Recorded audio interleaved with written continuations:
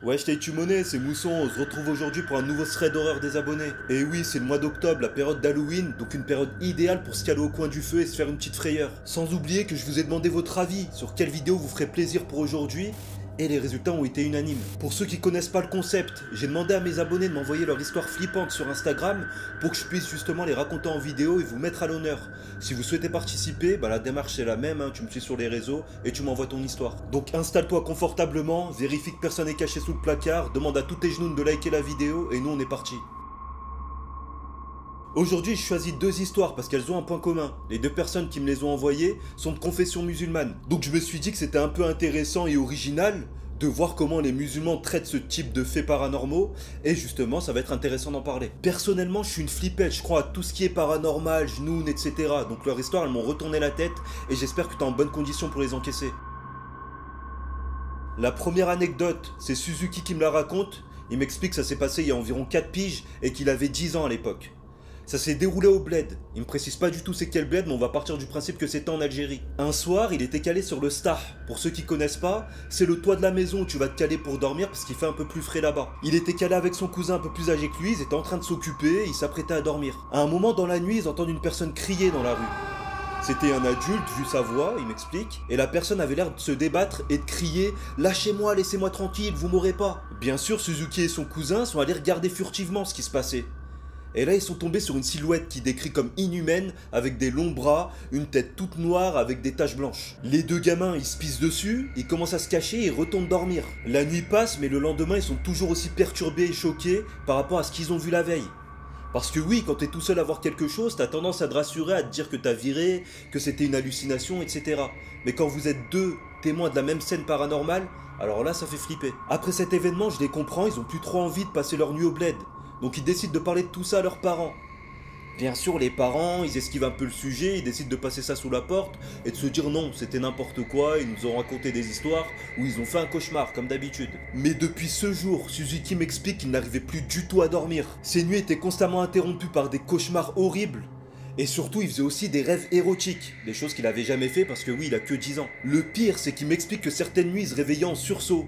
Et il y avait des traces de griffures sur son corps. Il décide alors de raconter à nouveau tout ce qui se passe à sa grand-mère, et sa grand-mère ne fait pas de détails et prend rendez-vous avec un imam pour faire une ruqya. Ceux qui ne savent pas, une ruqya, c'est à peu près, pour vulgariser la chose, un exorcisme mais façon musulman. C'est en résumé un moyen légiféré qui permet de lutter contre la sorcellerie, le mauvais œil, les genoux, etc. Le rendez-vous avec l'imam se déroule comme il faut, donc l'imam fait des récitations du Coran, etc. pour enlever tout le mauvais œil. Sauf que Suzuki est pris de panique et commence à crier des choses complètement incohérentes avec une voix qui lui correspond pas. Il avait l'air de rejeter les paroles saintes du Coran, justement. Et ça, c'est pas bon signe. L'imam est quand même allé jusqu'au bout de sa séance et lui a expliqué que normalement ça irait mieux. Par la suite, sa grand-mère lui a expliqué qu'elle l'a amené directement chez l'imam parce qu'elle était au courant de ce qui se passait au bled et notamment chez ses voisins. Apparemment, ses voisins étaient adeptes de sorcellerie. Ils avaient conclu un pacte avec certains genoux pour avoir ce qu'ils veulent dans la vie. Et ce soir-là, quand ils dormaient sur le toit de la maison, ils avaient croisé le regard de ce genoun-là, et c'est à ce moment-là qu'il les avait possédés. Heureusement, les choses qui ont été mises en place par sa grand-mère, à savoir le rendez-vous avec l'imam, ont porté ses fruits, donc depuis il m'explique que tout s'est calmé et tout est rentré dans l'ordre. Personnellement, c'est le genre d'histoire qui me touche vraiment, parce que je sais que dans notre communauté, on croit beaucoup en tout ce qui est sorcellerie, genoun, etc. Et on a tous entendu des histoires autour de tout ça, et ce qu'il me raconte là, bah, ça fait écho à des histoires que j'ai entendues aussi. On va continuer dans les histoires de genoun, et tu peux voir qu'on peut s'enfoncer dans le plus flippant. Cette deuxième histoire, c'est Nawel Deko qui me la raconte. Je te resitue un peu le contexte où elle était.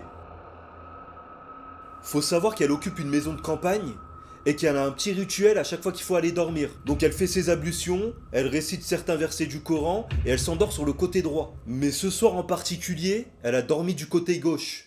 Faut savoir que le côté droit de sa chambre, ça lui permet d'avoir une visibilité sur l'ensemble de la pièce. Alors que le côté gauche, t'es face au mur, et donc tu sais pas ce qui se passe derrière toi.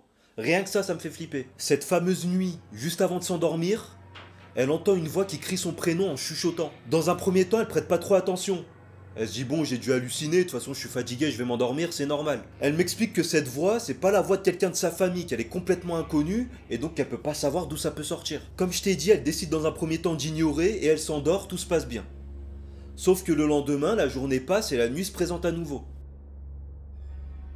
Elle entend à nouveau cette voix, mais qui est un peu plus menaçante, et qui crie de plus en plus. Elle me raconte que les nuits qui ont suivi, les cris se sont intensifiés, la voix s'est aggravée, etc. Donc ça devenait vraiment flippant. C'était tellement dérangeant que ça l'empêchait de dormir.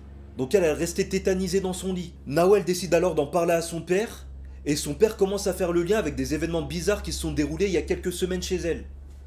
Il lui explique que dans le jardin, dans les 4 coins du jardin, il a retrouvé un petit sachet avec du henné dedans. Pour ceux qui sont pas à l'aise avec la sorcellerie, etc., bah apparemment ce type de choses, tu les retrouves que chez des personnes qui sont victimes de sorcellerie. Donc apparemment, il y a peut-être les voisins qui leur veulent du mal. Comme dans la première histoire, son père décide de prendre rendez-vous chez l'imam. L'imam explique à Nawel qu'un genoun a essayé de la posséder. Et bien sûr, quand t'es croyant et qu'un imam te dit ça, et ben toi tu prends à la lettre tout ce qu'il te dit. À la suite de ce rendez-vous, tout s'était calmé. Mais quelques mois plus tard, ça a repris. Et ça a repris, mais d'une manière incroyable. Il y a des faits ultra glauques et flippants qui sont déroulés durant les nuits qui ont passé. Elle a été victime de grosses paralysies du sommeil, avec une impression qu'une personne tire sur sa couverture. Mais des nuits, ça allait encore plus loin. Bien sûr, elle me précise que dans ces cas-là, elle était totalement consciente, parce que justement paniquée, elle n'arrivait pas à dormir, donc elle voyait tout ce qui se passait.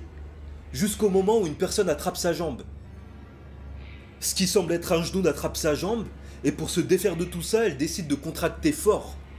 Ce qui fonctionne apparemment, mais au loin, elle voit une silhouette bizarre encore une fois, mais elle peut pas me décrire ce que c'était. En tout cas, elle a pas fini sa nuit. Avec du recul, vu ce qu'elle a vécu, elle se dit que c'était peut-être une hallucination, mais honnêtement, quand dans ton jardin, tu retrouves, on aurait dit, des choses qui s'apparentent à de la sorcellerie, non, il n'y a plus le droit au doute, il n'y a plus d'hallucination, il n'y a plus quoi que ce soit. Il y a des personnes qui te veulent du mal et qui ont essayé de t'en faire, justement. Elle est repartie à nouveau voir l'imam, qui lui a donné des choses à faire chaque soir pour éviter le mauvais œil, les genoux, la sorcellerie. Depuis ce temps-là, elle a plus rencontré cette silhouette bizarre, tout s'est calmé à ce niveau-là, par contre elle vit encore des choses paranormales.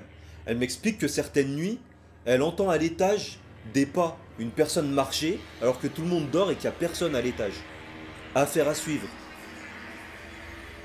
Et toi, est-ce que tu as déjà vécu des actions comme ça? Et si t'en as pas vécu, comment t'aurais réagi à leur place? Dis-le moi dans les commentaires. On arrive à la fin de cette vidéo, c'était Mousson, j'espère qu'elle t'a plu. Si c'est le cas, comme d'habitude, tu likes, tu commentes, tu partages à tes potes. Et surtout, tu me rejoins sur tous les réseaux sociaux. Mousson TV, Mousson TV, Mousson TV. Allez, ciao!